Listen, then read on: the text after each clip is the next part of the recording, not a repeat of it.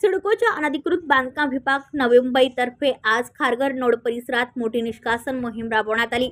या कारवाईत खारघर सेक्टर 13 मधील भूखंड क्रमांक 22 व 23 तसेच भूखंड क्रमांक 10 व 11 येथील बेकायदेशीर इमारती जमीनदोस्त करण्यात आल्या। भूखंड क्रमांक 22 व 23 वर मौजे खारघर सर्वे क्रमांक 440 ती सुमारे 35 चौरस मीटर क्षेत्रफळाची G+5 मजली RCC इमारत आणि आसपासचे 800 चौरस मीटर क्षेत्रफळ तसेच भूखंड क्रमांक 10 व 11 वरील 200 चौरस मीटर क्षेत्रफळाचे G+3 बांधकाम सिडकोकडून कोणतीही परवानगी न घेता उभारण्यात आले होते।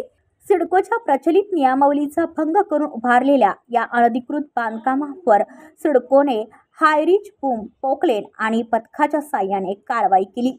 ही मोहीम माननीय मुख्य दक्षता अधिकारी यांच्या निर्देशानुसार आणि नियंत्रक अनधिकृत बांधकामे यांच्या मार्गदर्शनाखाली पार पडली।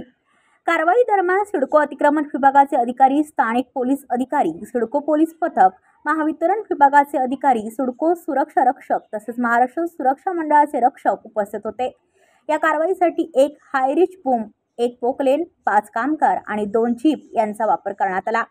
सिडकोकडून अनधिकृत बांधकामाविरोधात अशा धडक मोहिमा सुरूच राहणार असल्याचे समजते। ब्युरो रिपोर्ट खारघर, पनवेल वार्ता न्यूज।